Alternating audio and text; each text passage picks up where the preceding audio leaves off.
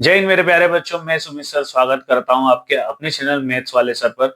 आज हम खेलने वाले हैं क्वाड्रेटिक गेम्स। जी हाँ मेरे बच्चों, जैसा कि आपने थंबनेल में देखा है क्वाड्रेटिक गेम्स, जो कि स्क्विड गेम जैसा कहीं ना कहीं आपको दिख रहा होगा। यहाँ पर भी आपको रेड लाइट ग्रीन लाइन जैसा ही आसान खेल खेलना है। पूरी एक्सरसाइज में मैं आपको बताऊंगा कि किस तरीके से हम लोग क्वाड्रेटिक इक्वेशन को सॉल्व करेंगे और उसकी वैल्यूज फाइंड करेंगे, कितनी हमारे वो काम की रहेगी और कितनी नहीं रहेगी।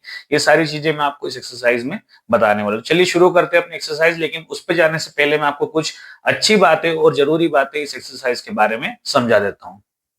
इस पूरी एक्सरसाइज में हमें रूट्स फाइंड करने हैं, वैसे ही रूट्स फाइंड करना है जैसे आपने पिछली एक्सरसाइज 4.2 में किए थे, लेकिन फर्क सिर्फ इतना है कि वहां पे आपने फैक्टराइजेशन मेथड यूज की थी और यहाँ पे आपको फार्मूला मेथड यूज करना है। फार्मूला जो आपकी स्क्रीन पे आपको दिख रहा है, X is equal to minus B plus minus under root B square minus 4ac upon 2a। जी हाँ बच्चों, आपको यही फार्मूला लगा के पहले तो रूट्स फाइंड करना है। दोनों रूट्स निकलेंगे आपके, एक्स की दो वैल्यू आएगी, एक प्लस में आएगी और एक माइनस में आएगी, या हो सकता है दोनों ही प्लस रहे दोनों माइनस रहे, डिपेंड करता है कि वो वैल्यूज कैसी है। ठीक है। सेकंड थिंग जो सबसे मोस्ट इंपॉर्टेंट आपको इसमें पढ़ना है, nature of roots. Nature of roots मतलब हमें रूट्स का पहले नेचर पता करना पड़ेगा कि उसका नेचर कैसा है। जनरली यहाँ पे दो ही नेचर उसके मिलेंगे, या तो वो रियल होंगे या रियल नहीं होंगे। मतलब जो ग्रीन लाइट रेड लाइट होता है ना, जैसे ग्रीन लाइट जलती है तो आप क्या करते हैं, आगे बढ़ते हैं ना, आप जो है सिग्नल क्रॉस कर जाते हैं, लेकिन जब रेड लाइट होता है तो आपको रुकना पड़ता है। इसी तरीके से अगर आपकी रियल रूट्स निकले तो ही हम इसको आगे सॉल्व करेंगे, अदरवाइज हम हमारी गाड़ी को जो है वहीं पे स्टॉप कर देंगे, मतलब हमारा क्वेश्चन वहीं पे हम लोग खत्म करके आगे बढ़ जाएंगे। नेचर ऑफ रूट्स फाइंड करने के लिए आपको जो है यहाँ पे एक फार्मूला दिख रहा होगा डिस्क्रिमिनेंट के नाम से। डिस्क्रिमिनेंट का मतलब होता है हम लोग इससे जो है रियल रूट्स है या नहीं उसका पता लगाएंगे। ठीक है, तो बी स्क्वायर माइनस 4ac, केवल इतना ही हमको फार्मूला रख के ये चेक करना है कि हमारे रूट्स जो है रियल है या नहीं। तो सबसे पहले जो है इसका कंडीशन मैं आपको बताता हूँ। इसकी तीन कंडीशन बेसिकली होने वाली है। सबसे पहली कंडीशन आप स्क्रीन में देख रहे होंगे, अगर मान लीजिए बी स्क्वायर माइनस 4ac में आप वैल्यू रखते हैं और आपका आंसर बड़ा आ जाता है जीरो से, मतलब जो आपकी वैल्यू है वो पॉजिटिव आती है, जीरो से बड़ी आती है ना। बेसिकली अगर मैं आपको अपनी लैंग्वेज में समझाऊं तो वैल्यू जो है पॉजिटिव आ गई, मतलब आपका आंसर क्या आ गया, पॉजिटिव आ गया। तो वहीं पे जो आपका आंसर है वो बन जाएगा, जो आपके रूट्स है वो बन जाएंगे टू डिस्टिंक्ट रियल रूट, मतलब आपको यहाँ पे दो अलग अलग रियल रूट्स मिल जाएंगे। ठीक है, तो ये आपके लिए पहला ग्रीन लाइट हो गया। सेकंड कंडीशन जो बनती है इसमें बनती है B square minus 4ac is equal to zero. ठीक है, तो यहाँ पे जो आपकी कंडीशन बनेगी जीरो के इक्वल हो जाएगी। इट्स मीन कि अगर आप बी स्क्वायर माइनस 4ac में कोई वैल्यू रखते हैं और वहां पे आपका आंसर जीरो हो जाता है और वो बिल्कुल जीरो के इक्वल हो जाता है, तो यहाँ पे जो आपके टू इक्वल रूट्स आपको मिलेंगे, मतलब यहाँ भी आपको रियल रूट मिलेंगे, मतलब ग्रीन लाइट यहाँ भी जलेगी। लेकिन जो आपका थर्ड कंडीशन बनता है वो बनता है बी स्क्वायर माइनस 4ac, जो आपका जीरो बड़ा हो जाएगा, या जो मैं कहूँ आपका जो वैल्यू है जो आंसर है वो आपका माइनस में आएगा। तो यहाँ पे हमको कोई भी रियल रूट्स नहीं मिलेंगे। जब भी कोई आंसर माइनस में आता है मतलब हमको रियल रूट्स नहीं मिलेंगे। तो जब भी रियल रूट्स नहीं मिलते उस कंडीशन में हम क्वेश्चन को वहीं छोड़ देते, वहीं पे उसको खत्म कर देते, आगे नहीं बढ़ते। आपने सेम ऐसे ही मेथड जो है आपके पेयर ऑफ लीनियर इक्वेशन में देखा होगा। ठीक है, आपने कॉन्सिडेंट और सॉरी कंसिस्टेंट और इनकंसिस्टेंट वाली जो है पहले आप कंडीशन अप्लाई करी होगी, और कंडीशन अप्लाई करने के बाद आपने देखा होगा अगर वो कंसिस्टेंट है तो ही हमने उसको सॉल्व किया था, और वो इनकंसिस्टेंट था तो हमने उसको वहीं पे खत्म कर दिया था। सेम काम आपको यहाँ भी करना है। अच्छा, दूसरा ये कि आपको इस पूरी एक्सरसाइज को बिल्कुल ध्यान से देखना है, इसके सारे फार्मूले आपको पता होने चाहिए। वैसे फार्मूले में बहुत कुछ नहीं है, आप इसको थोड़ा बहुत लिख के या देख के भी याद करोगे तो आपको याद हो जाएंगे। हम लोग चलते हैं अपने पहले क्वेश्चन पे जल्दी से और समझते हैं इसको। फर्स्ट क्वेश्चन मैं आपके लिए पढ़ देता हूं, उस पे लिखा है find the nature of the roots. देखो मैंने आपको कहा था आपको सबसे पहले नेचर निकालना पड़ेंगे, तो इसमें आपको find the nature of the roots मतलब रूट्स के नेचर पता करना है। अगर आपको नेचर पता चल जाए तो ही आप उसको आगे सॉल्व करेंगे। आगे लिखा है of the following quadratic equation, मतलब नीचे दी गई इक्वेशन के आपको नेचर पता करना है। If the real roots exist find them, अगर उसमें रियल रूट्स मिलते हैं या मौजूद होते हैं तो आपको उसे आगे फाइंड करना है, मतलब आपको एक्स की वैल्यू यहाँ पे ढूंढना पड़ेगी। तो देखते हैं अपना फर्स्ट क्वेश्चन यहाँ पे। क्वेश्चन नंबर फर्स्ट सोल्व करने से पहले मैं आपको बता दूं, आपको जो है क्वाड्रेटिक इक्वेशन के जनरल फॉर्म के बारे में पता होना चाहिए। जनरल फॉर्म आपको स्क्रीन पे दिख रही होगी। ये पहले भी एक्सरसाइज में हमने किया है, X square plus B x plus C is equal to zero. ये इसकी जनरल फॉर्म है जिसका यूज पूरी इक्वेशन में बार बार आने वाला है। ठीक है, तो देखते हैं अपना पहला क्वेश्चन जिसकी इक्वेशन मैंने ऑलरेडी लिख ली, 2x square minus 3x plus 5 is equal to zero. लेकिन इस इक्वेशन को सॉल्व करने से पहले हमें यहाँ पे मेंशन करना पड़ेगा कि हमें जनरल फॉर्म के बारे में पता है, तो हम लिखेंगे वी नो दैट। हम क्या जानते हैं, X square plus B x plus C is equal to होता है 0, ताकि इसकी वैल्यूज को जो है हम इसमें पुट कर सके, मतलब जो हमारी डिस्क्रिमिनेंट वाली जो फॉर्मूला आएगी उसमें हम पुट कर सके। ठीक है, तो यहाँ पे हम लिखेंगे हियर। अब इस जनरल फॉर्म को आप इस नॉर्मल फॉर्म से कंपेयर करोगे तो ए की जगह पे आपको क्या दिख रहा है 2, कॉमा बी की जगह पे आपको दिख रहा है -3 एंड कॉमा सी की जगह पे आपको दिख रहा है 5। इस तरीके से आप अपनी जो है अलग अलग एबीसी की वैल्यूज को यहाँ पे रख लेंगे। उसके बाद में हमें पता है, ठीक है, आप लिखेंगे नाउ एक फार्मूला होता है d is equal to B square minus 4ac। ठीक है, ये डिस्क्रिमिनेंट का फार्मूला है। इससे हमको ये पता लगेगा कि ये रूट्स रियल है या नहीं। अगर ये रूट्स रियल होंगे तो ही हम इसको आगे सॉल्व करेंगे, अदरवाइज हम इसको यहीं पे छोड़ देंगे। ठीक है, तो इस फॉर्मूले में मैं इस वैल्यूज को पुट करना शुरू करता हूं। आप देखेंगे d is equal to B की जगह पे कितना आ जाएगा -3 का स्क्वायर माइनस 4 इंटू ए की जगह पे कितना आ जाएगा 2 और इंटू सी की जगह पे आ जाएगा आपका 5। इस तरीके से हमने वैल्यूज को रख दिया। अब डी की जो वैल्यू बनेगी क्या बनेगी -3 का स्क्वायर मतलब कितना बन जाएगा 9 और माइनस माइनस वैसे ही प्लस हो जाएगा। उसके बाद -4 जा होता है 8, 8 5 जा होता है आपका 40। अब इसको माइनस करें तो 9 में से 40 जाएगा, इट्स मीन कि यहाँ पे 31 बचेगा लेकिन माइनस का।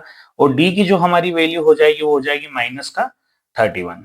ऐसा इसलिए लिखा है मैंने बॉक्स में क्योंकि ये हमें काफी इंपॉर्टेंट, ये जो पोजीशन है काफी इंपॉर्टेंट है, क्योंकि हमें डिस्क्रिमिनेंट जब यहाँ पे किया है तो हमें ये पता करना है कि वैल्यू 0 से छोटी है या बड़ी है। अब यहाँ पे माइनस का 31 इट्स मीन की 0 से छोटा है, और 0 से छोटा हो गया मतलब यहाँ पे कोई भी रियल रूट नहीं है, तो यहाँ पे नो रियल रूट वाली कंडीशन बनेगी। लेकिन हमें यहाँ पे प्रॉपर तरीके से लिखना भी पड़ेगा कि रियल रूट कंडीशन कैसे। तो सबसे पहले आप लिखेंगे एज। ठीक, अब कौन सी कंडीशन अप्लाई होती है तो आप कौन सी वाली लिखेंगे, आप लिखेंगे condition B square -4ac।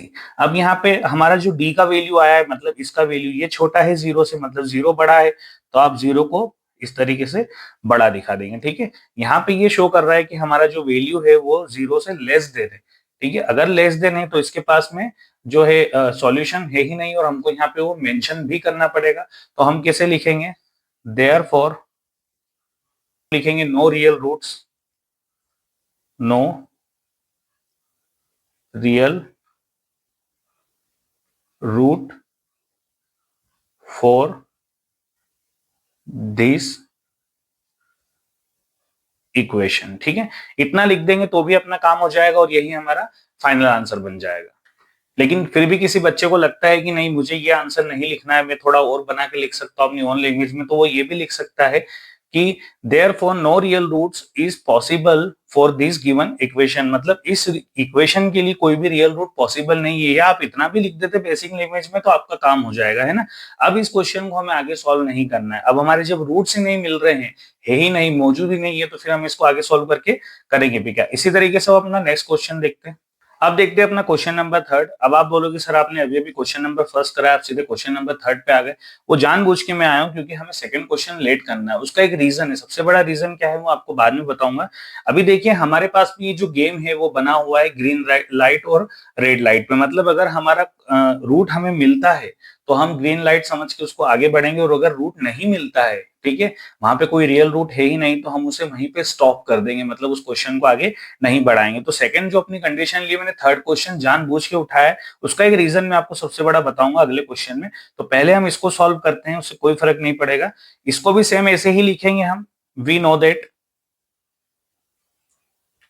ax square plus B x plus C is equal to 0। Same condition apply कर दी, तो यहाँ पे जो है हमको किसकी वैल्यू मिलेगी, हियर ए की वैल्यू कंपेयर करेंगे तो कितनी हो जाएगी 2। उसके बाद बी की वैल्यू कंपेयर करेंगे तो कितनी हो जाएगी -6। देन सी की वैल्यू कंपेयर करेंगे तो वो हो जाएगी आपकी 3। सेम एज इट इज हमें यहाँ पे ये फार्मूला अप्लाई करना पड़ेगा वापस से। तो हम लिखेंगे नाउ, क्योंकि डिस्क्रिमिनेंट कर रहे हैं तो डिस्क्रिमिनेंट फार्मूला जो रहेगा D is equal to B square minus का 4ac। ठीक है, सेम वैल्यू को पुट करना है यहाँ पे। अब जिस तरीके से हमने इस जो है फार्मूले में इसकी वैल्यू पुट करी थी, यहाँ पर भी वही काम करना है एज इट इज। तो हम बी स्क्वायर की जगह क्या रख लेंगे, सीधे सीधे -6 का स्क्वायर।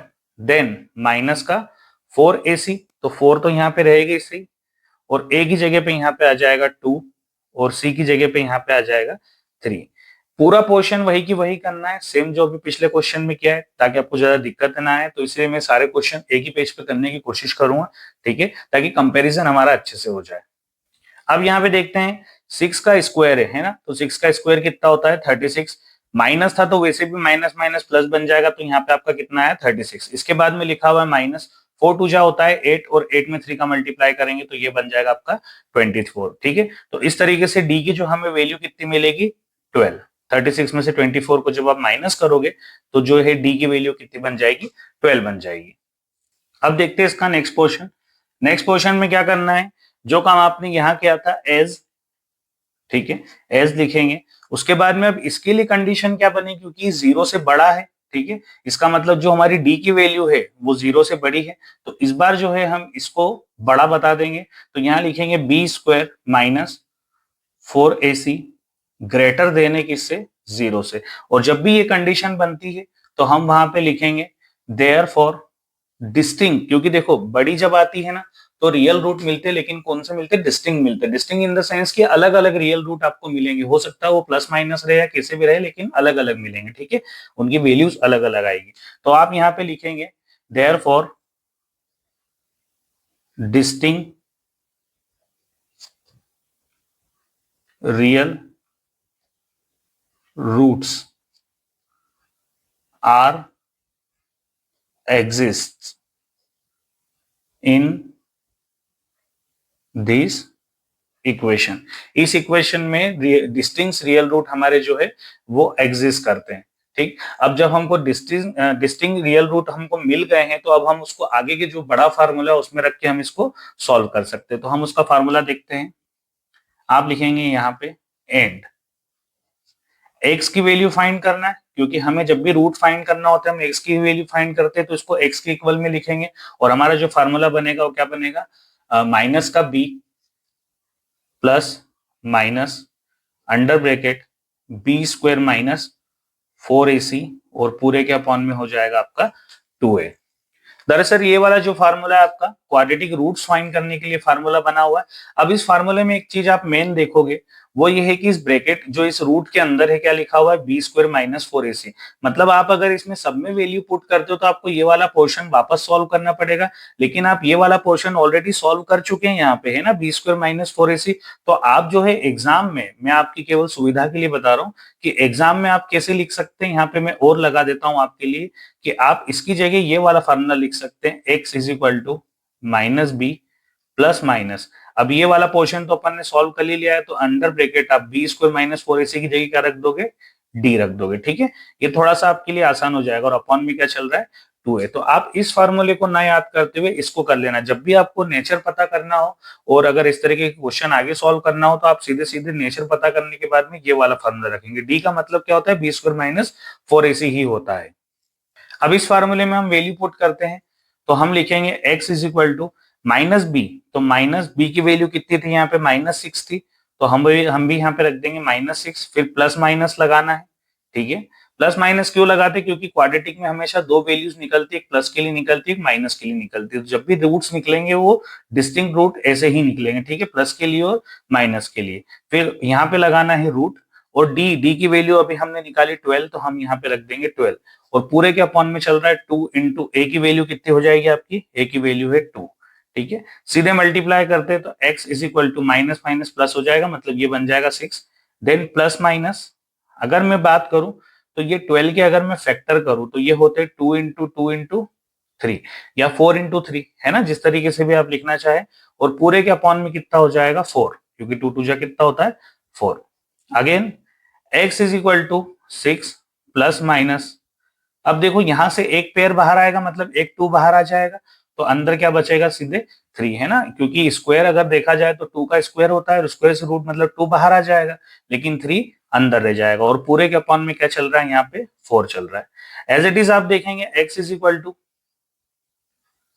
इन दोनों पोर्शन में अगर आप देखें तो क्या कॉमन दिख रहा है, आप कहेंगे सर 2, क्योंकि 2 जो है 2 के टेबल में भी आता है, 6 भी 2 के टेबल में आता है। तो अगर मैं यहाँ से 2 कॉमन निकाल लूं तो यहाँ से 2 3 जा 6 होता है, मतलब 3 अंदर बचेगा, फिर प्लस माइनस, यहां से 2 बाहर आ गया तो अकेला √3 अंदर बचेगा और अपॉन में कितना चल रहा है 4। और इस तरीके से आप इस 2 से 2 1 जा 2 और 2 2 जा 4 मतलब इसको कैंसिल कर सकते हो। तो जो आपकी x की फाइनल वैल्यू बनेगी वो कितनी बनेगी, वो बनेगी आपकी 3 प्लस माइनस √3 और पूरे के अपॉन में 2। अब आप देखेंगे यहाँ पे सीधे सीधे x की वैल्यू हमें क्या मिल गई 3 प्लस माइनस √3/2, लेकिन ये हमारा आंसर नहीं है। अभी x की वैल्यू एक बार हमें प्लस में लिखना पड़ेगी, एक बार माइनस में, मतलब इसे भी हम अलग अलग करेंगे। तो यहाँ पे हम लिखेंगे इधर, देखो अगर वैल्यू सेम होती तो हम इधर और करते, लेकिन हमें यहाँ पे x की अलग अलग वैल्यू लिखना पड़ेगी। तो पहले आप लिखेंगे प्लस वाली वैल्यू, तो x is equal to 3 plus √3 और पूरे के अपॉन में कौन हो जाएगा 2। फिर आप लगाएंगे कॉमा और आप लिखेंगे x is equal to 3 minus √3 और अपॉन में 2। इस तरीके से ये हो जाएगा आपका आंसर। या तो आप ये ले सकते हैं या ले सकते हैं, आप चाहे तो यहाँ बीच में और भी लगा सकते हैं, ठीक है। तो ये आपका आंसर बन जाएगा। और आप चाहे तो यहाँ पे रूट्स आर करके भी इसको मेंशन कर सकते हैं, है ना। आप यहाँ पे लिख सकते हैं रूट्स आर, इस तरीके से जो है हम इसको मेंशन करके, हमें रूट्स ही फाइंड करना था तो रूट्स तो यहाँ पे लिखना पड़ेगा। तो हमारे दो रूट्स बन गए। पहला रूट कौन सा बना, x is equal to 3 plus √3 upon 2, और दूसरा बना x is equal to 3 minus √3 upon 2। तो इस तरीके से हमारे दो रूट्स मिल गए और यही हमारा आंसर होगा। चलिए देखते हैं अपना अगला क्वेश्चन। चलिए अब देखते हैं अपना क्वेश्चन नंबर सेकंड, जिसकी इक्वेशन मैंने ऑलरेडी लिख दी, 3x² minus 4 √3x plus 4 is equal to 0। Same काम करना है जो हमने इन दोनों इक्वेशन में किया है। सबसे पहले हम लिखेंगे वी नो दैट, ठीक है, क्योंकि जनरल फॉर्म हमें शो करना जरूरी है। जनरल फॉर्म हम लिखेंगे ax² plus bx plus c is equal to 0, और साथ ही साथ इसके अलग अलग वैल्यूज को हम लिख लेंगे। तो यहाँ लिखेंगे हियर a की वैल्यू कितनी हो जाएगी, अगर कंपेयर करें तो वो हो जाएगी 3, बी की वैल्यू अगर कंपेयर करें तो वो हो जाएगी -4 और √3, ये दोनों आएंगे, ध्यान रखना, ठीक है। उसके बाद सी की वैल्यू अगर कंपेयर करें तो वो बन जाएगी हमारी 4। एज इट इज इस क्वेश्चन को अब हम सेम आगे के पोर्शन में बढ़ाते हैं।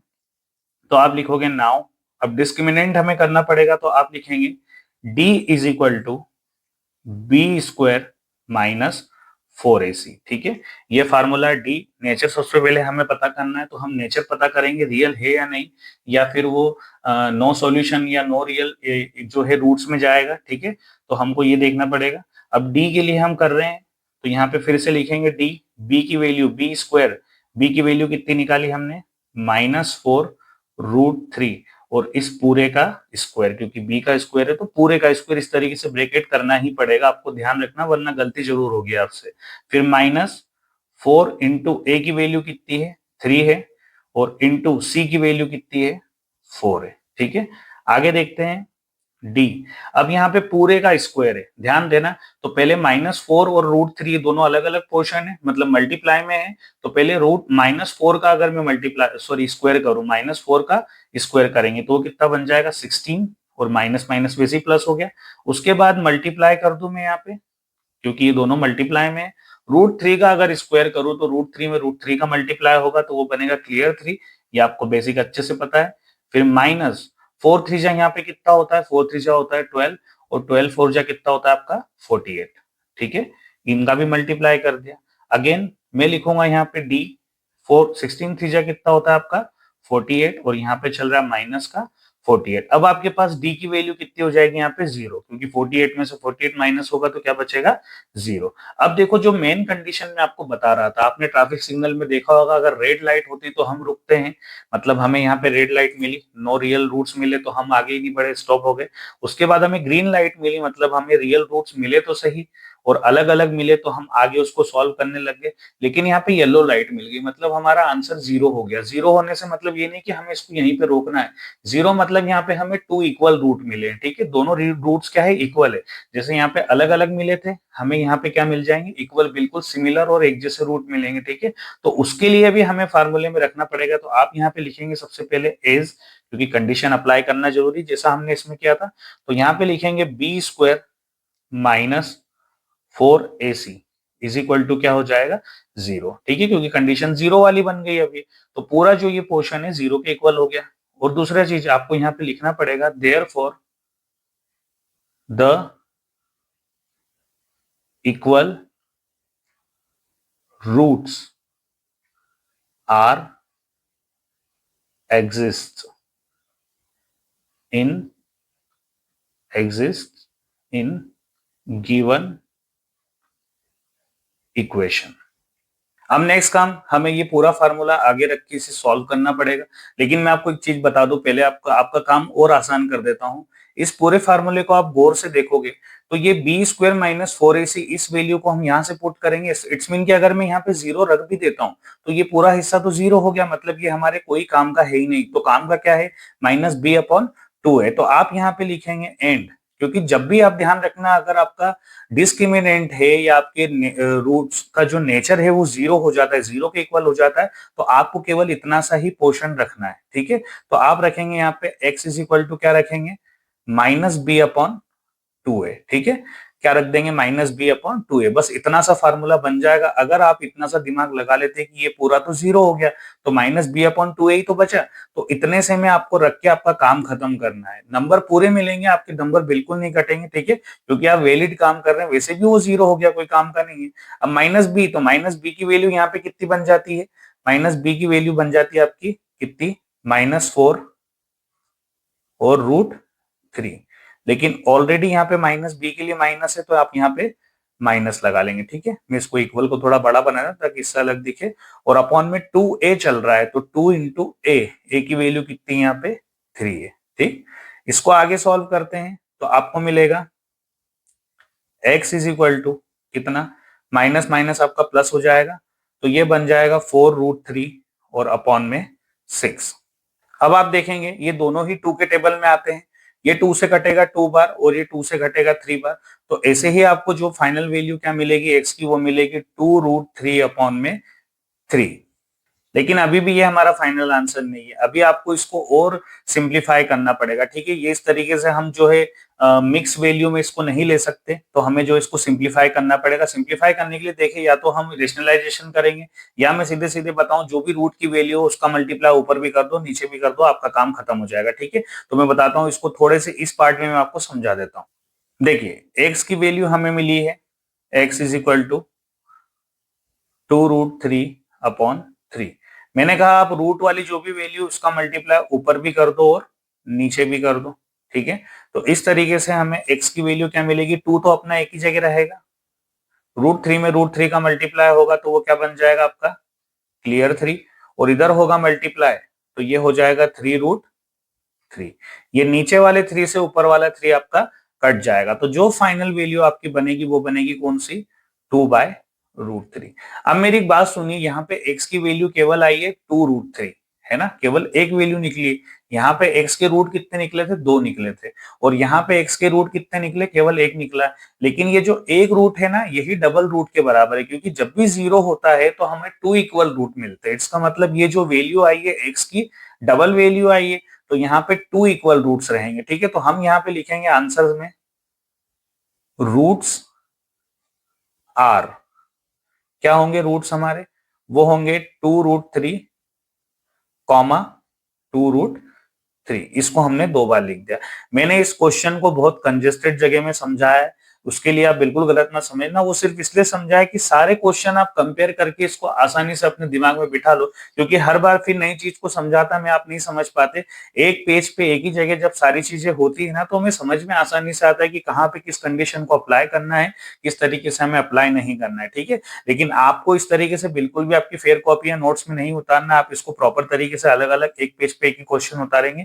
ये केवल आपके समझाने के लिए। इसमें से कोई भी पोर्शन आपका मिस होता है या आपको समझ में नहीं आता है, तो आप वापस से वीडियो को रिवाइज करें, थोड़ा सा पीछे आप जाएंगे ना, देखेंगे तो आपको पूरा समझ में आ जाएगा। और आपको प्रैक्टिस करना है इसके लिए बहुत जरूरी है। चलिए चलते हैं अपने नेक्स्ट क्वेश्चन पे। क्वेश्चन नंबर 2 है, मैं आपके लिए पढ़ता हूँ। क्वेश्चन नंबर 2 में लिखा है, find the values of k for each of the following quadratic equation so that they have 2 equal roots. आपको जो है सबसे पहले इस इक्वेशन में एक चीज तो ये दिमाग में बिठा लेनी कि जो ये इक्वेशन दे रखी है, या ये जो वैल्यूज आपको फाइंड करनी है के की, तो क्वाड्रेटिक इक्वेशन जो है ना, इसके दो इक्वल रूट्स है, मतलब ये जीरो के इक्वल है। ठीक है, तो जीरो के इक्वल है तो आपका जो इसमें फार्मूला लगेगा वो केवल और केवल एक ही लगेगा, B square minus 4ac is equal to zero. यहाँ पे आपको जीरो के इक्वल उसको करना ही पड़ेगा। सेकेंड थिंग, आपको के की वैल्यू फाइंड करना है। तो के की वैल्यू फाइंड करने के लिए आपको जनरल फॉर्म में सबसे पहले इसको कन्वर्ट करना पड़ेगा, अगर जनरल फॉर्म में नहीं है तो, और अगर जनरल फॉर्म में लिखा है तो उसको उससे कंपेयर करना पड़ेगा। ठीक है, तो देखते हैं इसका सॉल्यूशन। सॉल्यूशन नंबर 1, जहां पे इक्वेशन है आपकी 2x square plus K X plus 3 is equal to 0, ये आपका फर्स्ट क्वेश्चन है।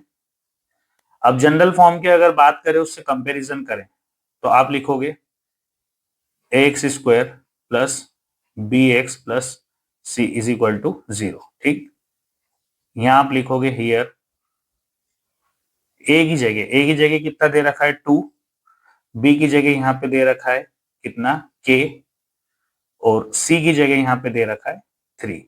इस तरीके से आप तीनों वैल्यू अलग अलग निकाल के रख लेंगे। नाउ वी नो दैट, हम क्या जानते हैं, हम ये जानते हैं कि b square minus 4ac is equal to होता है 0। और ये कब होता है, जब उसके टू इक्वल रूट्स हो, उसके रूट्स क्या हो, दोनों बराबर हो। ठीक है, जब दोनों बराबर रूट्स होते हैं तो वो हमेशा 0 के इक्वल होता है, और रूट्स नहीं होते हैं तो ये 0 से छोटा हो जाता है, और रूट्स 0 से छोटा हो जाता है, और अगर रूट्स होते हैं तो ये 0 से बड़ा हो जाता है। तीनों कंडीशन अपने को अच्छे से पता है, वो आपको याद करनी ही पड़ेगी बार बार बार बार। ठीक है, आप उसको रिपीट करते रहें, वैसे ही याद हो जाएगी। तो मैं सीधे सीधे अगर यहाँ पे वैल्यू को पुट करूं, तो बी स्क्वायर मतलब बी की जगह में क्या रख दूंगा, के स्क्वायर माइनस 4 इंटू ए की वैल्यू कितनी हो जाएगी 2, और इंटू सी की वैल्यू हो जाएगी आपकी 3, और इज इक्वल टू चल रहा है आपका 0। एज इट इज के स्क्वायर माइनस 4 2 जा 8, 8 3 जा 24 इज इक्वल टू 0। ये माइनस का 24 इधर आएगा तो प्लस का बन जाएगा, इट्स मीन ये हो जाएगा के स्क्वायर इज इक्वल टू 24। ये रूट इधर चढ़ जाएगा। ठीक है, तो ये हो जाएगा, मतलब ये स्क्वायर इधर आएगा तो रूट में बदल जाएगा, तो ये 24 के ऊपर क्या हो जाएगा, रूट। अब 24 की अगर बात करूं तो ये 6 4 जा 24 होता है ना। तो मैं इसको ऐसा लिख सकता हूं 6 इंटू 4, और 4 किसका स्क्वायर होता है, 2 का, तो अपन 2 को बाहर निकाल लेते हैं, तो ये हो जाएगा k इज इक्वल टू 2 और अंडर ब्रैकेट 6। ये जो वैल्यू हमें मिली है, ये सिंगल वैल्यू मिली है। ठीक है, अब जब भी सिंगल वैल्यू मिलेगी तो हम इसको काय में लिख सकते हैं, प्लस माइनस में लिख सकते हैं। तो इस तरीके से ये हमारे लिए क्या हो जाएगा, फाइनल आंसर हो जाएगा। ठीक है, हमेशा ध्यान रखना, जब भी हमें सिंगल वैल्यू मिलेगी तो हम उसको प्लस माइनस दोनों लगा के लिखेंगे, इस तरीके से, प्लस के नीचे माइनस, आपको ये साइन लगाना ही पड़ेगा। ठीक है, क्योंकि यहाँ पे दोनों वैल्यू बराबर थी, तो बराबर वैल्यू के कारण के की वैल्यू क्या हुई, तो या तो यहाँ पे के की वैल्यू जो है प्लस का 2 और 6 हो सकती है, या फिर माइनस का 2 और रूट 6 हो सकती है। ठीक है, तो इस तरीके से हमें फाइनल आंसर ऐसे ही लिखना है। अब देखते हैं इसका अगला क्वेश्चन। अगला क्वेश्चन दे रखा है हमारा के x under bracket x minus 2 plus 6 is equal to 0। ये अभी हमारी नॉर्मल फॉर्म में नहीं है, तो सबसे पहले इस इक्वेशन को नॉर्मल फॉर्म में बनाते हैं। इस के एक्स का मल्टीप्लाई अगर अंदर कर दूं, तो के एक्स का जब एक्स में होगा तो ये बन जाएगा के एक्स स्क्वायर, क्योंकि एक्स का एक्स में होगा, फिर माइनस के एक्स का मैं जब 2 में करूंगा तो ये बन जाएगा 2 के एक्स। ठीक है, हम इसको 2 के एक्स लिख सकते हैं, 2 के एक्स, और एक्स हमेशा पीछे आता है, इसके लिए हम इसको पीछे लिखेंगे।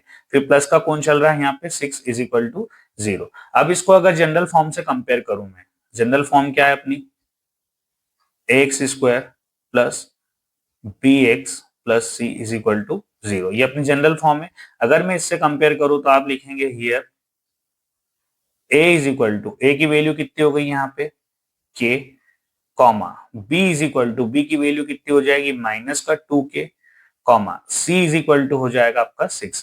अब पूरा पोर्शन उठा के हमको इसमें रख देना है, तो आप फिर से लिखेंगे वी नो डेट, क्योंकि उसने क्वेश्चन, मेन क्वेश्चन में कह रखा है कि 0 के इक्वल है, 2 इक्वल रूट मिले मतलब ये 0 के इक्वल है, तो आप यही वाला फार्मूला सेम लगाएंगे, b square minus 4ac is equal to 0। अच्छा सुन लीजिए, मान लीजिए कभी उसने वहां पे ऊपर क्वेश्चन में जो कंडीशन पहले यहाँ पे दे रखी थी कि if real roots are exist, sorry इसमें लिखा हुआ था कि so that they have two equal roots, ठीक है, अगर उसके पास में दो इक्वल रूट है, ये क्वेश्चन में उसने दे रखा है, अगर उसकी जगह वो लिख के रखता कि यहाँ पे दो डिस्टिंक्ट रियल रूट है, तो आप कौन सा फॉर्मूला लगाते, ये वाला, ठीक है, जिसमें आप जीरो से बड़ी इस इक्वेशन को बताते या इस क्वेश्चन को बताते है ना, इस सॉल्यूशन को बताते। उसके बाद में अगर वो बोलता कि टू या नो रियल रूट्स है ना, रियल रूट्स है ही नहीं, मतलब जीरो बड़ा हो जाता, तो आप यहाँ पे ये वाला फार्मूला लगते। वैसे जहां तक कि ये क्वेश्चन में यही फार्मूला आएगा, यही क्वेश्चन आएगा, पर मॉडिफाइड क्वेश्चन कुछ भी आ सकते हैं, उसके लिए आप तैयार रहिएगा, ठीक है। तो b square minus four a c is equal to zero. अब आगे बढ़ते हैं, बी स्क्वायर मतलब बी की वैल्यू कितनी है, -2k का होल स्क्वायर -4 इंटू ए की वैल्यू कितनी दे रखी है k, और इंटू सी की वैल्यू कितनी दे रखी है यहाँ पे 6 इज इक्वल टू कितना चल रहा है 0। वंस अगेन इस पूरे का स्क्वायर है, तो यहाँ पे -2 का स्क्वायर करोगे तो ये कितना बन जाएगा 4, और k का स्क्वायर करोगे तो ये हो जाएगा k स्क्वायर। अगेन -4 में k का मल्टीप्लाई करेंगे 4k, और 4k में 6 का करेंगे तो 24 k इज इक्वल टू 0। अब इन दोनों में से जो है हम k को बाहर निकाल लेंगे, तो k अगर बाहर आ गया कॉमन, क्योंकि k ही है, ठीक है, और उसके साथ कौन दिख रहा है 4, क्योंकि 4 के टेबल में भी 4 आता है और 24 भी आता है, ठीक है। तो अगर मैंने यहां से 4 बाहर निकाला तो यहाँ पे केवल सिंगल k बचेगा, और माइनस यहां से 4 बाहर निकाला तो 4 6 24 होता है, तो यहाँ 6 बचेगा, और k तो यहां से चले ही गया है ना, इज इक्वल टू 0। अब यहाँ पे हम अगर गौर से देखें तो इस वाले पोर्शन को इससे कंपेयर करें, ठीक है, तो ये 4k के इक्वल में 0 हो जाएगा, कॉमा, और ये पूरा पोर्शन किसके इक्वल में हो जाएगा 0 के इक्वल में, तो ये हो जाएगा k minus 6 is equal to 0। तो यहाँ पे हमको k की दो वैल्यू मिलेगी। अब ये 4 इसके अपॉन में जाएगा तो ये हो जाएगा 0/4, मतलब 0 से अगर 4 से अगर 0 को डिवाइड करोगे तो ओबियस है कितना आएगा 0। तो पहले तो k की वैल्यू ये बन गई, फिर यहाँ लगाएंगे और k, ये माइनस का इधर आएगा तो कायम हो जाएगा प्लस का, तो ये बन जाएगी दूसरी वैल्यू। इस तरीके से हमें दो वैल्यू मिली। अब k की कौन सी वाली वैल्यू हमें यूज करना है, 0 लेना है कि 6 लेना है, तो मैं आपको सबसे पहली बात बताऊं, अगर आप 0 रखते हो, सपोज करना अगर आप यहाँ पे 0 रखते हो k की जगह, तो ये पूरा पोर्शन 0 हो जाएगा, और क्वाड्रेटिक इक्वेशन में कभी भी ये स्क्वायर वाला या वेरिएबल जो है ये 0 नहीं हो सकते, ये हो जाएगा चलेगा, लेकिन ये 0 नहीं होना चाहिए, ठीक है। इसलिए k की वैल्यू 0 तो लेंगे नहीं, हम कौन से लेंगे 6 लेंगे, लेकिन इसके लिए हमें यहाँ पे वर्डिंग्स लिखना पड़ेगी। और वर्डिंग्स में क्या लिखेंगे आप लिखेंगे इफ, है ना, इफ अगर k is equal to 0, then अगर हम k 0 लेते हैं तब the equation will not have the term, ये जो एक्स स्क्वायर वाली टर्म है ये तो होगी ही नहीं, क्योंकि वो भी 0 हो जाएगी, ठीक है। टर्म ऑफ एक्स स्क्वायर या फिर एक्स स्क्वायर लिख सकते हैं, ठीक है, इस तरीके से आप इसको लिख सकते हो, साथ ही साथ एक्स भी लिख सकते हो, लेकिन जरूरत नहीं है। देयरफॉर इसके आगे देखो, वैसे और भी वर्डिंग्स आप लिख सकते हो बना के, पर मैं चाहता हूं कि इतना सा लिख के आप सीधे अपना आंसर लिखें, k इज इक्वल टू 6, ठीक है, यही आपका क्या हो जाएगा आंसर हो जाएगा। अगले जो क्वेश्चन है 3, 4 एंड 5, ये बेस्ड है हमारे वर्ड प्रॉब्लम क्वेश्चन, ठीक है, ये हमारे वर्ड प्रॉब्लम वाले क्वेश्चन है। मतलब हमें सबसे पहले वर्ड प्रॉब्लम को समझना होगा, उससे इक्वेशंस तैयार करनी होगी, देन उसकी वैल्यूज हमें फाइंड करना होगी। साथ ही साथ बीच में ये भी चेक करना पड़ेगा कि उसमें रियल रूट्स है या नहीं, अगर रियल रूट्स होंगे तो ही हम आगे फालतू मेहनत करेंगे, नहीं तो कोई सेंस नहीं बनता है, ठीक है। तो सबसे पहले देखते हैं अपना क्वेश्चन नंबर 3 जो दे रखा है, is it possible to design a rectangular mango grow whose length is twice its breadth and the area is 800 metre square. क्या यहाँ पॉसिबल है कि हम एक रेक्टेंगुलर मैंगो को उगाए? वैसे ही आपने देखा होगा कई सारे वीडियोस में, चाइना या जैसे दूसरे देश हैं, वहां पे कुछ फ्रूट्स को एक अलग तरीके के बॉक्सेस में पैक करके वो वैसा ही ग्रो करते हैं, तो वो उसी शेप में बन जाता है ना। तो फिर भी देखो, ये क्वेश्चन प्रैक्टिकली नहीं सोचना है हमें, तो बस इसका आंसर देना है अपना क्वाड्रेटिक इक्वेशन के तौर पे। तो मैं बता रहा हूँ आपको, तो उसने ये कहा है कि क्या ये पॉसिबल है, तो पॉसिबल होगा जब भी तो तूने लिखा है भैया, ठीक है। आगे बढ़ते हैं, कि उसने ये भी बोला है कि उसकी जो लेंथ है वो ट्वाइस है किसकी, उसकी ब्रीथ के, मतलब आपको जो भी ब्रीथ आप मानोगे उसकी लेंथ को आपको डबल करना पड़ेगा, है ना। साथ ही साथ इसमें लिखा है आगे कि जो उसका एरिया दे रखा है वो कितना दे रखा है, 800 मीटर स्क्वायर। तो यहाँ पे लेंथ इंटू ब्रीथ वाला कॉन्सेप्ट आपको लगेगा, मैं आपको पहले ही बता दूं, लेंथ इंटू ब्रीथ मतलब मल्टीप्लाई इसमें आएगा, ठीक है। अब इसके क्वेश्चन को हमने पढ़ लिया है, समझ लिया है, साथ ही साथ लिखा है find its length and breadth, आपको लेंथ और ब्रीथ दोनों निकालना है। तो आपको सबसे पहले इक्वेशन बनानी पड़ेगी, इक्वेशन बनाने के बाद सॉल्व करेंगे, ठीक है। चलिए चलते हैं सॉल्यूशन में, देखते हैं। सॉल्यूशन में हमें पता चल रहा है कि जो मैंगो की लेंथ है वो उसकी ब्रीथ पे डिपेंडेंट है ना, क्योंकि उसने कहा है कि जो लेंथ है वो ब्रीथ का ट्वाइस है। तो सबसे पहले हमें ब्रीथ मानना पड़ेगी, तो हम लिखेंगे लेट ब्रीथ इज एक्स, ठीक है, या आप बी भी लिख सकते हैं, एक्स मीटर, है ना, मीटर लिख लो, कोई दिक्कत नहीं है। आगे उसने कहा है जो इसकी ब्रीथ है वो, उसकी जो लेंथ है इसकी ब्रीथ का डबल है, ट्वाइस है, ठीक है। तो यहाँ पे लिखेंगे एंड लेंथ, ठीक, एंड लेंथ इज कितना हो जाएगा, लेंथ कितनी होगी, लेंथ विल भी लिख लेते हैं, विल बी, क्योंकि होगी इस पे डिपेंडेंट है ना। तो लेंथ विल बी 2x, तो ब्रीथ अगर x है तो लेंथ कितनी हो जाएगी 2x मीटर। वैसे मीटर लगाने का कोई सेंस नहीं है यहाँ पे, लेकिन फिर भी मैंने लगा दिया है। आगे बढ़ते हैं, उसने हमको एरिया दे रखा है, ठीक है। तो यहाँ पे लिख देते हैं area is equal to 800 metre square, और ये बात क्या है हमारे लिए, गिवन, ये लिखना पड़ेगा, है ना। अब बात करते हैं एज वी नो दैट, या वी नो दैट, या आप अगर चाहें तो अकॉर्डिंग टू क्वेश्चन भी लिख सकते हैं। मैं आपको बता दूं यहाँ पे आप अकॉर्डिंग टू क्वेश्चन भी लिख सकते हैं ना, आप अकॉर्डिंग टू क्वेश्चन, क्योंकि ये वर्ड प्रॉब्लम है तो अकॉर्डिंग टू क्वेश्चन ही आना चाहिए देखा जाए तो यहाँ पे, तो अकॉर्डिंग टू क्वेश्चन। अब जो मेन चीज है क्या है कि लेंथ भी और ब्रीथ भी और उसका एरिया भी है, तो यहाँ पे फार्मूला जो लगेगा वो कौन सा लगेगा, length into breadth is equal to क्या हो जाएगा आपका, एरिया, एरिया ऑफ रेक्टेंगल, है ना, रेक्टेंगुलर मैंगो होना चाहिए पर हमने रेक्टेंगल लिख दिया। आगे बात करते हैं, लेंथ हमने कितनी मान ली है 2x, इंटू ब्रीथ कितनी मान ली है हमने x, is equal to area कितना दे रखा है 800। अब 2x का x में मल्टीप्लाई करेंगे तो ये कितना हो जाएगा आपका 2x स्क्वायर, और ये 800 जब उठ के इधर आ जाएगा तो ये हो जाएगा माइनस का 800, और इज इक्वल टू के इस तरफ बचेगा 0। अब इसको अगर गौर से देखो तो आप ये अपनी जो इक्वेशन है उससे कंपेयर अगर हम कर भी ले, है ना, या इसको थोड़ा सा और सिंप्लीफाई कर लेते, सिंप्लीफाई करने के लिए क्या करते हैं, हम इसको 2 से डिवाइड कर दें, क्योंकि दोनों 2 से डिवाइड हो सकते हैं। तो 2 से डिवाइड करने के बाद ये क्या हो जाएगा एक्स स्क्वायर, क्योंकि यहाँ से 2 कट जाएगा, और इसका आधा अगर मैं करूंगा तो ये हो जाएगा 400। इससे आपका कैलकुलेशन थोड़ा सिंपल हो जाएगा, इसलिए मैंने करा है, ठीक है। चाहो तो मैं यहाँ लिख देता हूं डिवाइडिंग बाय 2, ठीक है, डिवाइडिंग बाय 2, ये मैंने लिख दिया यहाँ पे प्रॉपर तरीके से। अब x square minus 400 is equal to 0, ठीक, इसको अगर मैं कंपेयर करूं इसकी जनरल फॉर्म से, है ना, तो जनरल फॉर्म क्या लिखोगे, x square plus B x plus C is equal to 0। यहाँ पे जो हमको पहला जो वेरिएबल है, जो पहला जो हमारी वैल्यू है एक्स स्क्वायर वाली, वो टर्म हमको मिल जानी चाहिए। बाकी हमारी ये दोनों मिले या नहीं मिले कोई फर्क नहीं पड़ता, ठीक है।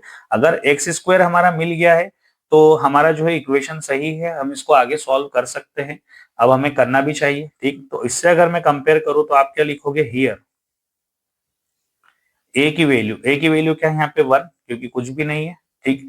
बी यहाँ पे कुछ दे नहीं रखा है तो बी आप क्या लिख लोगे 0, क्योंकि ये वाला एक्स वाला पोर्शन यहाँ पे बीच में मिसिंग है ना। एज इट इज सी की जगह यहाँ पे क्या दे रखा है माइनस का 400, सी की जगह पे क्या हो जाएगा माइनस का 400।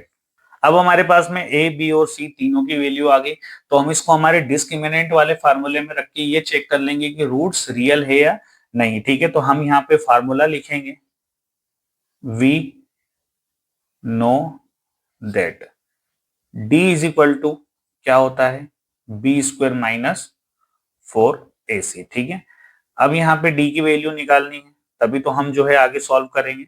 अब बी स्क्वायर, तो बी की वैल्यू तो 0 हो गई, तो 0 रखने का कोई सेंस नहीं, लेकिन फिर भी मैं रख देता हूँ -4 इंटू ए की जगह पे कितना है 1, और इंटू सी की जगह पे कितना है माइनस का 400, ठीक है, इसको ब्रैकेट में कर देता हूं मैं।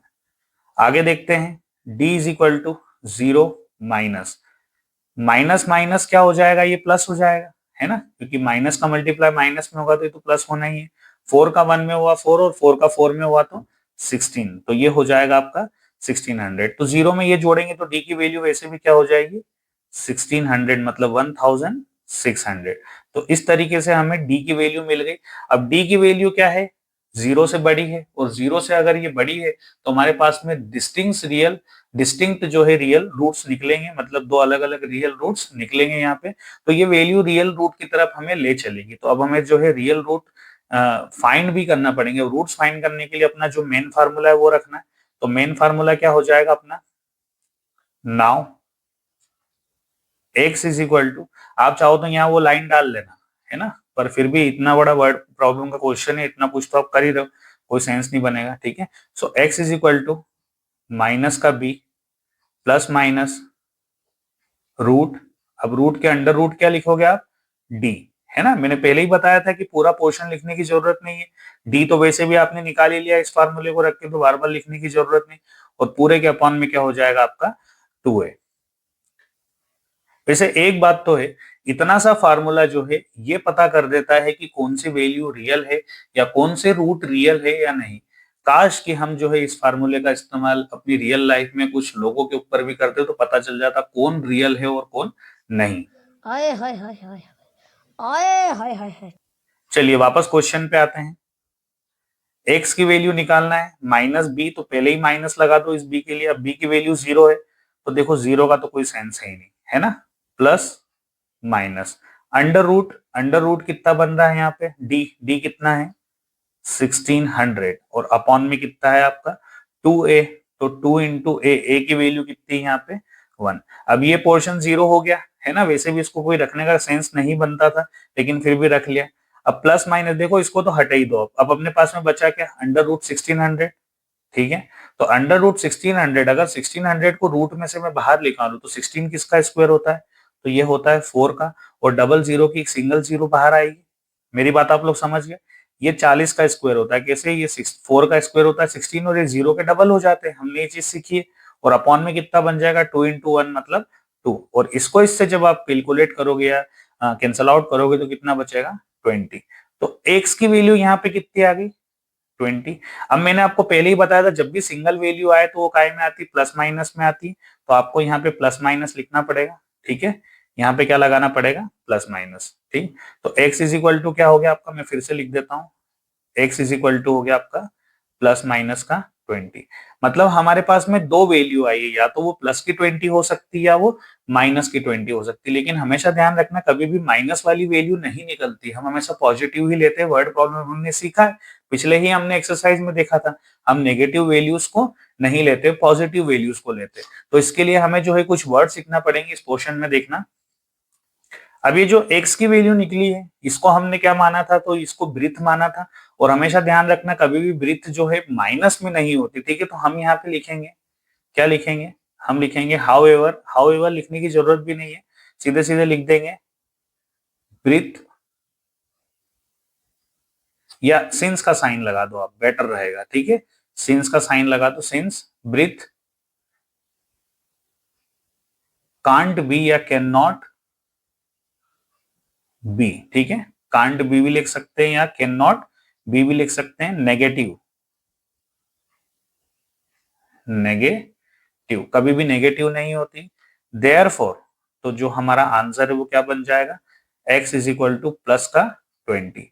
और इसी तरीके से अब हमें ब्रीथ और लेंथ दोनों निकालनी है, तो आप लिखोगे एंड ब्रीथ, मैं सीधे b लिख देता हूं, ठीक है, शॉर्ट फॉर्म में। x इज इक्वल टू कितना बन जाएगा 20 मीटर, और लेंथ हमारे पास में कितनी थी, तो 2x थी, तो 2 इंटू एक्स, मतलब ये हो जाएगा 2 इंटू 20, इट्स मीन ये हो जाएगा 40 मीटर, ठीक है। तो इस तरीके से आपके दो आंसर्स निकलेंगे यहाँ पे, पहला आंसर है 20 मीटर और दूसरा आंसर हो जाएगा आपका 40 मीटर। अब देखते हैं इसका क्वेश्चन नंबर 4। क्वेश्चन नंबर 4 में लिखा हुआ है, is the following situation possible. सबसे पहले तो ये बताना है क्या नीचे दी गई सिचुएशन पॉसिबल है। If so determine their present age, और अगर है तो आप उसकी प्रेजेंट एज को डिटरमाइन करें। The sum of ages of two friends is 20 years. दो दोस्तों की जो प्रेजेंट एज है या अभी की वर्तमान आयु है, उम्र है, उनका सम कितना है, 20 साल।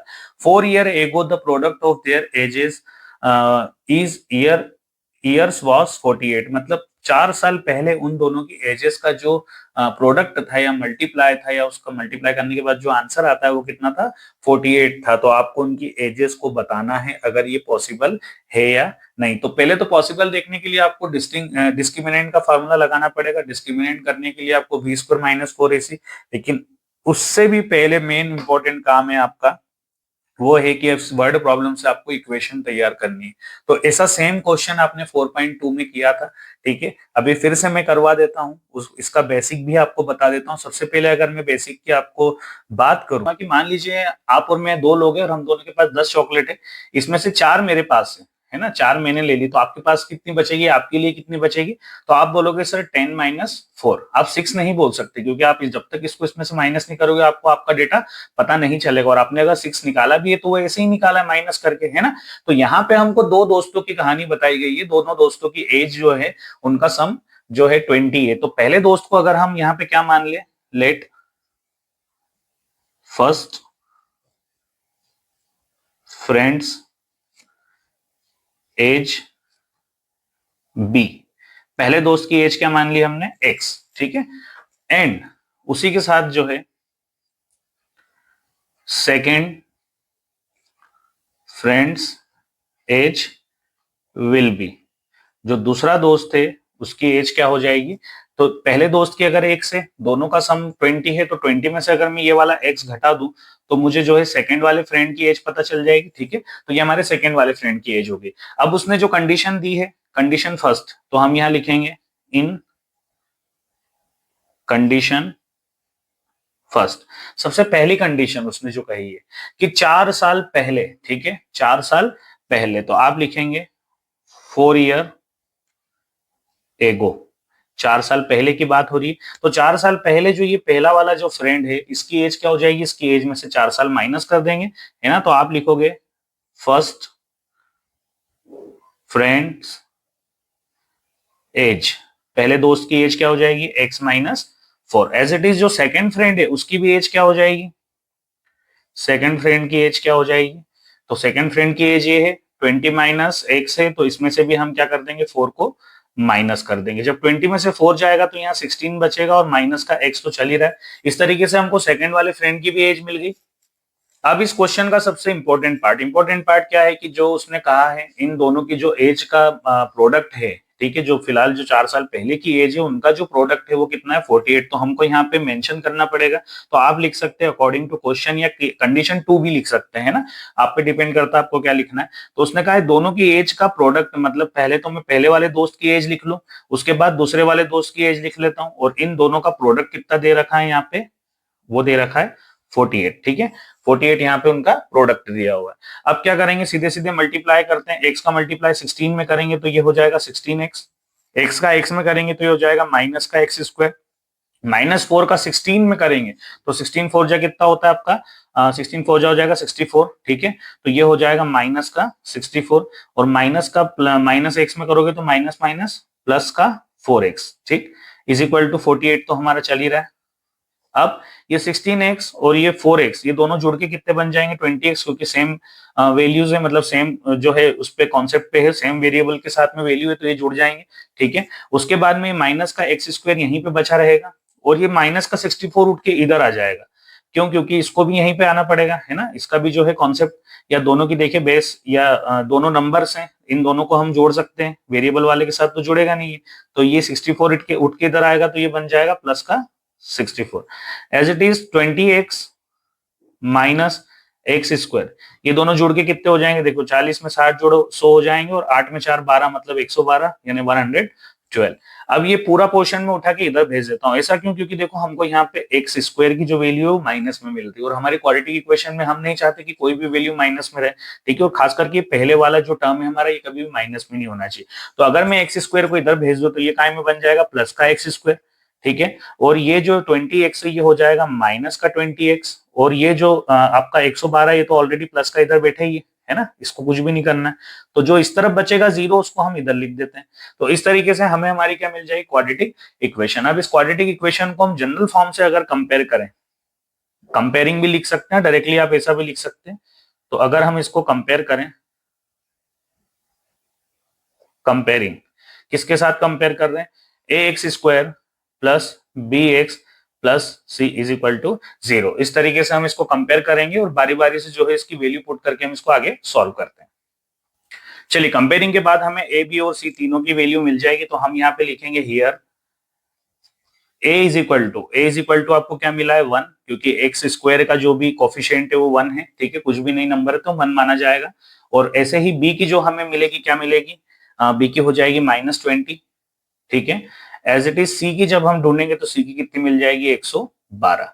अब हमें ये वैल्यूज मिल गई। अब हम इसको डायरेक्टली जो है अपने मेन फार्मूला में नहीं रखेंगे, पहले हम इसका जो है डिस्क्रिमिनेशन करेंगे, ठीक है। इसको डिस्क्रिमिनेट करके देखेंगे, है ना, इसका डी निकाल के देखेंगे कि वो इसके रूट जो है वो रियल है भी कि नहीं है। पहले हम इसकी पहचान करेंगे, अगर वो रियल होंगे तो ही हम आगे इसको सॉल्व करेंगे, अदरवाइज ये सॉल्व करने लायक क्वेश्चन नहीं होगा, ठीक है। तो आप सबसे पहले यहाँ पे फार्मूला लगाओगे या लिख दोगे वी नो दैट, ठीक। तो डिस्क्रिमिनेशन का फार्मूला क्या होता है? d is equal to B square minus 4ac। अब d तो यहां रहेगा, b स्क्वायर मतलब कितना हो जाएगा? -20 का स्क्वायर माइनस 4 इंटू ए की वैल्यू हो जाएगी 1 और सी की वैल्यू हो जाएगी आपकी 112। As it is again d की वैल्यू -20 का जो स्क्वायर हो जाएगा वो हो जाएगा 400। कैसे हुआ? 2 का स्क्वायर 4 और 0 का स्क्वायर करेंगे तो डबल 0 हो जाता है और माइनस माइनस वैसे ही प्लस हो जाएगा। फिर यहाँ पे लिखेंगे माइनस का 4 का मल्टीप्लाई 112 में करेंगे तो देखो 4 का मल्टीप्लाई 100 में करेंगे तो 400 तो ऐसे ही हो रहा है, और 4 का 12 में करेंगे तो 12 4 जा 48, तो 48 और 400 कितना हो जाएगा? 448। इस तरीके से हमें ये वैल्यू मिल गई। अब डी की जो वैल्यू मिलेगी 400 में से जो है 448 को अगर माइनस करेंगे तो हमारे पास में 48 जरूर बचेगा, लेकिन काय का बचेगा? माइनस का। तो इस तरीके से हमको एक चीज तो पता चल गई कि जो हमारी वैल्यू आ रही है वो माइनस में आ रही है, इट्स मीन की जीरो से छोटी है, मतलब जीरो यहाँ पे बड़ा है। तो आपको यहाँ पे लिखना पड़ेगा is b square minus 4ac less than 0, ठीक है।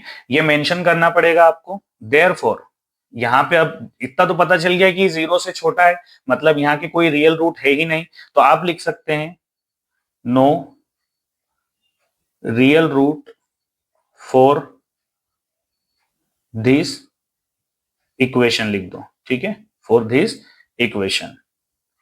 अब आगे उसने पूछा है कि ये क्या सिचुएशन पॉसिबल है या नहीं, तो हमको लिखना पड़ेगा यहाँ पे this situation is not possible.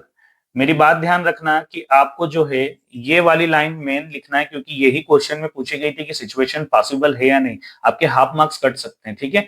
तो कोशिश करना कि आपको जो पूछा गया है एटलीस्ट उसको लास्ट में आप मेंशन कर दो। आप जब मेंशन करेंगे तो आपको फुल मार्क्स यहाँ पे मिल जाएंगे, ठीक है। चलिए बढ़ते अपने नेक्स्ट क्वेश्चन की ओर। क्वेश्चन नंबर 5 आपको दे रखा है, is it possible to design a rectangular park of perimeter 80 metre, ठीक है। आपको ये पूछा गया है कि क्या यह संभव है कि हम एक रेक्टेंगुलर पार्क को डिजाइन करें जिसका पेरीमीटर 80 मीटर है एंड एरिया 400 मीटर स्क्वायर, और उसका एरिया क्या होना चाहिए? 400 मीटर स्क्वायर होना चाहिए। देखो यहाँ पे अगर ग्राउंड बनाना भी है रेक्टेंगल में तो हमको लेंथ और ब्रेथ पता होनी चाहिए, लेकिन उसने पेरीमीटर और एरिया दे दिया। अब हमें इन दोनों का इस्तेमाल करके इसकी लेंथ और ब्रेथ को फाइंड करना है। तो जो भी हम फाइंड करेंगे हर कंडीशन को अप्लाई करके करेंगे, ठीक है। तो प्रॉपर तरीके से पहले तो क्वेश्चन का मोड समझना है, क्वेश्चन में लिखा क्या है, पूछा क्या है वो समझना है, उसके बाद ही क्वेश्चन को आगे सॉल्व करने के लिए बढ़ना है। तो चलिए देखते हैं इस क्वेश्चन का सॉल्यूशन। इस क्वेश्चन में एक खास बात है कि हमें ऐसा कोई भी स्टेटमेंट उसने नहीं दिया है जिसमें कि एक वैल्यू दूसरे पे डिपेंडेंट हो, मतलब हमें सीधे सीधे दोनों ही वैल्यू को यहाँ पे फाइंड करना पड़ेगा, मतलब या तो मानना पड़ेगा या सेट करना पड़ेगा। एक अच्छी बात है कि उसने हमको पेरीमीटर भी दिया है एरिया के साथ साथ में, तो हम पेरीमीटर से हमारी दूसरी वैल्यू को हम निकाल सकते हैं। तो फिलहाल हमको पहली तो माननी ही पड़ेगी, तो हम यहाँ पे देखते हैं सॉल्यूशन में। यहाँ पे लिखेंगे लेट लेंथ ऑफ रेक्टेंगल, ठीक है। लेंथ क्या हो जाएगी, एक्स मान ले या एल मान ले, एल मानना ज्यादा आसान रहेगा क्योंकि कंफ्यूजन नहीं होगा आपको, इसलिए मैं एल मान रहा हूं, ठीक है। इसके बाद एंड, अब ब्रीथ की बात करें, एंड, तो उसने एक चीज और कही है, उसने पेरीमीटर दिया है, पेरीमीटर दिया है, पेरीमीटर ऑफ रेक्टेंगल, और पेरीमीटर का फार्मूला क्या होता है, तो वो होता है 2 into length plus breadth is equal to, अब उसने पेरीमीटर ऑलरेडी दे रखा है तो हम यहाँ उसको रख देते हैं, हमारा थोड़ा सा काम आसान हो जाएगा, वर्ड्स बच जाएंगे, तो हम यहाँ पे लिख देंगे इसके लिए गिवन। अच्छा, एक और चीज, इसको हम इक्वेशन नंबर 1 नाम दे सकते हैं, ऐसा इसलिए ताकि आपको मैं बता दूं कंफ्यूजन नहीं होगा, सॉल्व आसानी से कर सकते हैं, ठीक है। आगे देखते हैं, ये 2 उठ के इधर आएगा तो ये हो जाएगा क्या, इसके अपॉन में, तो 2 इंटू, सॉरी ये हो जाएगा आपका length plus breadth is equal to 80 के अपॉन में 2, क्योंकि 2 तो इधर भेज दिया हमने, और ये इसको डिवाइड करेगा तो ये क्या बन जाएगा, length plus breadth is equal to 40। अब ये लेंथ को उठा के अगर मैं इधर भेज दूं तो ये क्या हो जाएगा 40 और माइनस का एल, ठीक है। इसको नाम दे देंगे इक्वेशन नंबर 2। अब आपको दिख रहा होगा लेंथ भी हमें मिल गई एल और ब्रीथ भी हमें मिल गई बी, तो हम एल और बी को ही रख के अपना क्वेश्चन सॉल्व कर लेंगे, ठीक है। अब यहाँ पे रखते हैं अपना अगला पार्ट, मतलब नाउ उसने एक चीज और दी है, एरिया, एरिया दिया हुआ है उसने 400 मीटर स्क्वायर, तो हम यहाँ रखेंगे एरिया, एरिया कितना दे रखा है 400 मीटर, ये बात भी गिवन है तो हमने लिख दी। एरिया ऑफ रेक्टेंगल दे रखा है, अब एरिया ऑफ रेक्टेंगल का फार्मूला क्या होता है, length into breadth is equal to 400, from equation 1 and 2। अब इक्वेशन 1 एंड 2 हम जो है वैल्यू पुट करना शुरू कर देते हैं। लेंथ एल की जगह एल ही रखना है, तो एल हो जाएगा, ब्रीथ की जगह हमें क्या रखना पड़ेगा, तो ब्रीथ की जगह होगा 40 minus l is equal to कितना चल रहा है आपका 400, ठीक। अब एल का मल्टीप्लाई 40 में करेंगे तो ये हो जाएगा 40 एल, माइनस एल का एल में करेंगे तो ये हो जाएगा एल स्क्वायर, ठीक है। और इधर तो 400 हमारा चल ही रहा है। अब ये माइनस का एल स्क्वायर है, मैंने पहले ही कहा था जब भी स्क्वायर वाली वैल्यू माइनस में आए तो पूरा पोर्शन उधर भेज देंगे हम, तो स्क्वायर को जब इधर भेजेंगे तो ये प्लस का हो जाएगा, माइनस का पॉजिटिव, और ये पॉजिटिव वाला टाइम हो जाएगा नेगेटिव, माइनस हो जाएगा, मतलब 40 एल, और इज इक्वल टू ये में यहाँ पे प्लस का 400 तो चल ही रहा है, ठीक है। इस तरीके से ये बन जाएगी हमारे लिए एक इक्वेशन। इक्वेशन मिलने के बाद हम इसे क्या करेंगे, कंपेयर करेंगे इसकी जनरल फॉर्म से, तो हम यह लिखेंगे कंपेयरिंग विथ, ठीक है। कंपेयरिंग विथ किसके साथ कंपेयर करेंगे, x square plus B x plus C is equal to 0। तो ऐसे ही जो है हमें ए बी और सी की वैल्यू मिल जाएगी, तो हम यहाँ लिखेंगे ए की वैल्यू हमारे लिए क्या हो जाएगी 1, और बी की वैल्यू हो जाएगी हमारे लिए माइनस का 40, और सी की वैल्यू क्या हो जाएगी हमारे लिए प्लस का 400 मीन्स 400। देखते हैं इसका नेक्स्ट पार्ट। अब हमें सबसे मेन काम जो करना है वो करना है कि इसके हमें रियल रूट है या नहीं वो पता करना है, तो उसको पता करने के लिए हमें इसे डिस्क्रिमिनेट करना पड़ेगा, तो हम यहाँ लिखेंगे वी नो दैट, ठीक है, WKT हमने लगा दिया, और डिस्क्रिमिनेट का जो फार्मूला बनेगा वो क्या बनेगा, D is equal to B square minus 4AC, ठीक है। तो यहाँ पे हो जाएगा D is equal to B square मतलब माइनस 40 का whole square minus 4 into a की वैल्यू कितनी हो जाएगी, ए हो जाएगा आपका 1 और सी हो जाएगा आपका 400, ठीक है। अब मल्टीप्लाई करते हैं तो ये बनेगा माइनस 40 का स्क्वायर मतलब 4 का स्क्वायर कितना होता है 16, और 0 का हो जाएगा 00, माइनस माइनस वैसे पॉजिटिव हो जाएगा, माइनस 4 4 जा होता है आपका 16 और 00 पीछे लगे हुए हैं। अब आप देखोगे 1600 में 1600 माइनस करेंगे तो डी की वैल्यू कितनी बन जाएगी हमारे लिए 0। अब डी की वैल्यू 0 आ गई, और जब भी 0 आता है इट्स मीन कि इसके दो इक्वल रियल रूट्स हमें मिल जाएंगे, ये पॉसिबिलिटी, लेकिन दो रूट मिलेंगे जरूर, लेकिन वो दोनों सेम होंगे, इक्वल होंगे, ठीक है। तो यहाँ पे हमें इक्वल रूट मिलने की पूरी पूरी गुंजाइश है या पूरा पॉसिबिलिटीज है कि इक्वल रूट मिलेंगे। तो जब भी हमें ऐसा मिल जाए तो पहले तो इसको कंपेरिजन के लिए लिखना पड़ेगा एज, हमको जो मिला है ये क्या मिला है B square minus 4AC equals to 0। तो यहां लिखना पड़ेगा देयरफॉर, ठीक है, हम यहां पे लिख देंगे therefore this equation has two equal real roots, ठीक है, इसके पास दो इक्वल रियल रूट्स है, इसलिए हम इसको ऐसा लिख रहे हैं। अब जब भी मैंने आपको पिछली बार भी बताया था ऐसा क्वेश्चन सेम था कि जब भी 0 आ जाए तो अपना जो माइनस बी स्क्वायर -4ac वाला है, ठीक है, बी स्क्वायर -4ac वाला ये रूट के अंदर आता है ये वाला पोर्शन, तो ये तो 0 हो जाएगा, इसका मतलब हमें इसको रखने की जरूरत नहीं है ना। तो हम सीधे सीधे हम यहाँ पे क्वेश्चन इसका रख सकते हैं, या सीधे सीधे वो जो इक्वेशन जो बनेगी हमारा जो फॉर्मूला बनेगा उतना ही रख सकते हैं, ठीक है। तो फॉर्मूला कौन सा होगा हमारा, वो बनेगा -b/2a, ठीक है, क्योंकि यहाँ प्लस माइनस जो आपका रूट बी स्क्वायर -4ac होता है ये तो पूरा 0 हो गया, तो इसका तो कोई काम ही नहीं है, ठीक है। तो यहाँ पे आप नाउ करके भी लिख सकते हैं या एंड करके भी लिख सकते हैं, एंड लगा दिया हमने, है ना, एंड करके -b/2a। तो -b की वैल्यू क्या हो जाएगी आपकी, माइनस का 40, तो माइनस ऑलरेडी है, यहाँ पे -40 आपने रख दिया, और अपॉन में क्या रख देंगे आप, 2a। अच्छा, ये जो भी फार्मूला होता है ये x के इक्वल में होता है, लेकिन हम यहाँ पे फाइंड क्या कर रहे हैं, l, हमने l मान लिया था, ठीक है। तो हमको यहाँ पे इसको l के इक्वल में रखना पड़ेगा। इट्स मीन कि l का जो फार्मूला बन जाएगा -b/2a, और उसकी जब वैल्यू रखी तो हमने ये माइनस माइनस क्या हो जाएगा हमारे लिए प्लस, मतलब ये बन जाएगा प्लस का 40, और अपॉन 2 इंटू a की वैल्यू क्या हो जाएगी 1, तो उसकी तो कोई सेंस ही नहीं रखने की, तो 2 से इस 40 को काटेंगे कितना आएगा 20, तो ये बनेगा 20/1, मतलब 20 यहाँ पे मीटर इसकी लेंथ हो जाएगी। तो मैं सीधे सीधे यहाँ पे रख सकता हूँ L = 20, ठीक है। ये हो जाएगा हमारा एक आंसर, लेकिन हमें अभी दूसरा भी निकालना है। सो उसके लिए सबसे पहले तो हमें लिखना पड़ेगा therefore length will be, length हमने कितनी मानी थी L, और L की वैल्यू कितनी निकली है 20, मतलब 20 मीटर, एंड ब्रीथ, ब्रीथ क्या हो जाएगी हमारी, ब्रीथ हो जाएगी हमारी, ब्रीथ क्या मानी थी 40 - L, ठीक है। ब्रीथ हमने मानी थी 40 - L, मीन्स 40 में से L को माइनस करना, और L की वैल्यू कितनी निकली यहाँ पे 20, इट्स मीन कि ये हो जाएगा कितना 20 मीटर, ठीक है। ये भी कितना बन जाएगा हमारा 20 मीटर। तो हमारा लेंथ भी कितना हो गया 20 हो गया, ब्रीथ भी कितना हो गया 20 हो गया। यही हो जाएगा हमारा फाइनल आंसर। इसी के साथ ही हमने ये पांचों क्वेश्चन खत्म कर लिए। आपको बस इन क्वेश्चंस को रिपीट करना है, बार बार देखना है, रिवाइज करना है। हो सकता है थोड़ा सा कहीं कंजस्टेड पेज के चक्कर में मैंने कर दिया, वो भी इसलिए ताकि बच्चों को एक ही जगह सारा कंपैरिजन वाला क्वेश्चन मिल जाए और उनको दिक्कतें ना आए, ठीक है। बेसिकली ये क्वेश्चन बेस्ड होते हैं पूरे के पूरे फार्मूला पे। आपको अगर फार्मूला याद होंगे तो ही आप इन क्वेश्चन को कर पाओगे। हर क्वेश्चन को आपको 8 से 10 बार करना ही पड़ेगा।